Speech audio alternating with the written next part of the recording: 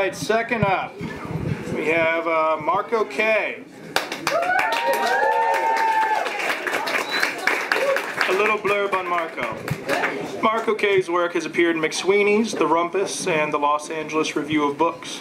Interestingly enough, he was named after an island in Florida and a letter of the alphabet.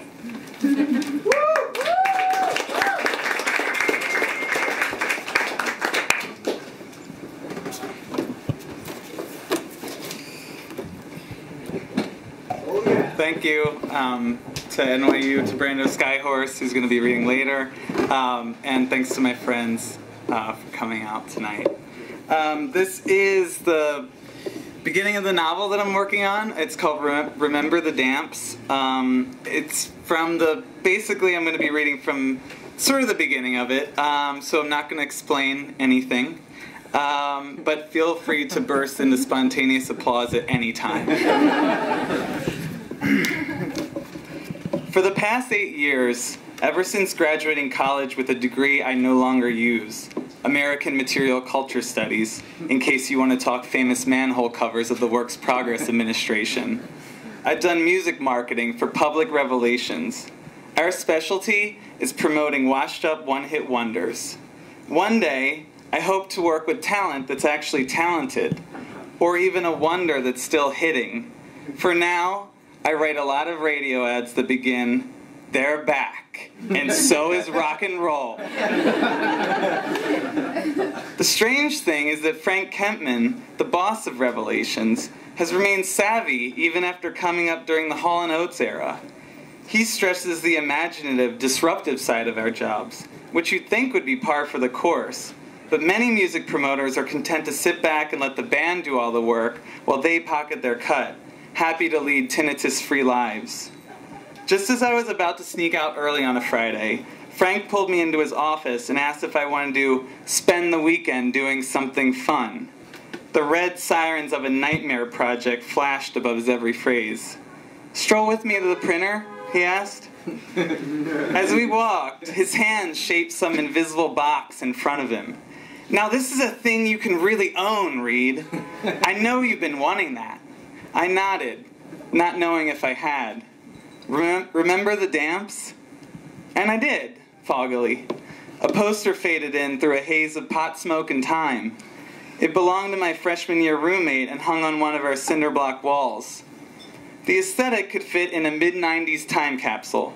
Oversaturated colors, the old fisheye lens trick, a stretched and glowing experimental font. Clint Rainwater, the Damps frontman, offered a burning sterno can up to camera. His beard was greasy. The rest of the band, 3 or 4 others, I can't remember exactly how many, fanned out behind Clint on either side. They all wore brightly colored jackets, which radiated under blacklight. My roommate's tastes in music were hippie highbrow. Screeching progressive jazz, carefully curated jam bands that sounded the same, and the Police. For some reason, the Police were preferable to the Beatles. Not better, just preferable. College is a place where musical logic is defied and defiled on a daily basis. This roommate would go to festivals whose names sounded pre-verbal. Bonnaroo, Lollapalooza, Coachella. He'd eat magic mushrooms and come back smelling like ones from the supermarket. He adored the Damps, up until the day they charted. Around sophomore year, the band had an unlikely hit, Worse First, about a guy losing his virginity and feeling down about it. That was their taste level, and evidently America's. Who could blame us? It was a ballad. It was the 90s. Why else would someone legally change his last name to Rainwater? The Damps, huh? I pretend shuffled through my mental record collection. Can't say I heard of them. We strolled past the central bank of cubicles Frank embarrassingly dubbed the Hive.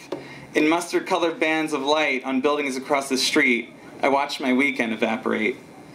Frank stopped and smoothed the only wisp of hair he had left, a light blonde curlicue that reminded me of Tintin's. "That's fine. In fact, better this way. Fresh ears. Here's the thing.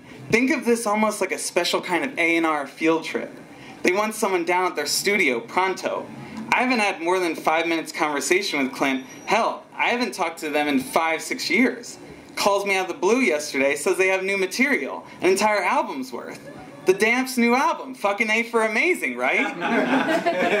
If you're into it, we'd have to reopen their contract, etc., etc. The percentage we can make if this new one goes off like Canine Psychology, well, it's big. We walked past the clutch of graphic designers who called their area TVD, as Frank hadn't yet nicknamed it. Where are they? I said. Somewhere downtown? Yes, in a manner of speaking, Greenville. Greenville? Delaware. 2 hours south. Not that far. Did you say tonight? My weekend plans consisted of avoiding my roommate Jorge, playing Graven 3, The Unbroken Scream, and discovering new constellations of porn stars. Those activities are like meditation to me. Kempman, you're insane, I whined. Aren't there labor laws against this? I know, Frank said. We have to jump quick because another agency is coming by their little ranch tomorrow. The Clarkwell Group or something? Heard of them? He wink-waved to Linda Wald, VP of Finance, conferring with her retinue of sexy librarians.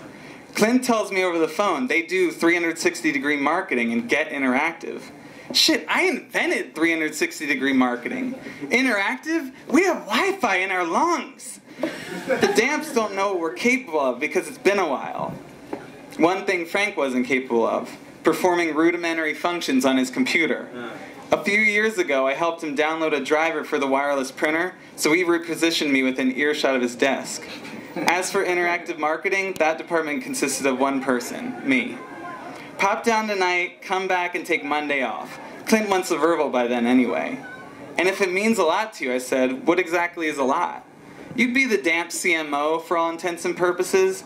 As I mentioned, something you can own.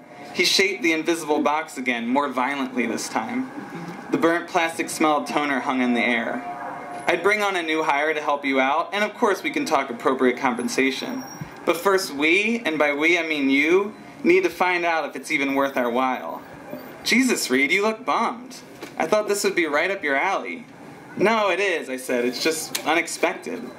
Not for me, man. I've been waiting to set you up with a band like this for years now. He grabbed the necessary printouts, awkwardly cuffed my shoulder, and left. You didn't invent 360-degree marketing, I said to Frank's wide back. Craig Coleman in Atlantic did, and you know it. Says you. While Frank's assistant Emily booked my rental car, I did some research, as my mind really needed jogging. I visited fan websites with skeletal mainframes that had once been optimized for dial-up connections. I took a harrowing journey through their MySpace page. Last song updated 6 years ago, 554 plays. The comments were actually jewelry ads placed by malware. The Damps were old-fashioned kind of performers who kept their noses to the tour bus grindstone, never looking up to see the music industry had shifted lanes. They had their worst first hit, either their high or low, depending on which fan you asked. Then the sonic recycling began, and after that, it was pure compost. Around the time I started working at Public Revelations, they walked up the stage at the Wiltern in LA and announced they were taking a hiatus. That's a Japanese music industry term for we hate each other. I found some press about what really happened. Clint had a heroin overdose in the bathroom of a Los Feliz Armenian restaurant and was rushed to Seder Sinai. He took another needle, this one up the nose, this time full of Narcan. Clint's parents then spirited him back to his childhood home at the Delaware shore. They intended to cold turkey him in their own oven. This, of course, was disastrous. Clint fled, disappearing for 2 years. He eventually was discovered on the Isle of Wight, captaining mackerel charters in Ventnor, thanks to a photo a German couple posted on Facebook. The Damps finally made Facebook. That up and went viral. Clint had cleaned up and added more horrible back tattoos. He reconciled with his parents, taking his royalties a few hours north to Greenville. An article in the Times Home and Garden section showed me a preview of the mansion I'd be visiting, decorated with eclectic furniture and tribal art. As I was zipping up my bag to leave, Frank returned. That's the place, all right. He nodded at my laptop screen. But you're not meeting them there. They want you at their studio, the barn behind the house. Directions are kind of complicated. Here, grab one of those Post-its because you're going to want to take this down. So while the New Jersey Turnpike robbed 2 hours of my life, I listened to the Damps. The songs were bouncy and formless. Lots of space left for stone thoughts. I mentally screened College Girls I Have Known, a short film festival. The opener, a real fan favorite, was The Night in Alyssa's Backyard and The Blowjob, but I couldn't come, and that was the last time I ever saw her again. Then I played the relationship with Holly, artfully cut to 3 spectacular back-to-back fights and 2 equally amazing fuck sessions, when in theaters, the film ran up to a painfully long 1.5 years. Then I watched Carla zip herself up in my coat at a Halloween party, and I didn't think it would ever get any better than that, and it still hasn't. All the films are somewhere between art house and rom-com. I can't stop playing them. The soundtracks needed work. Everything sounded the same.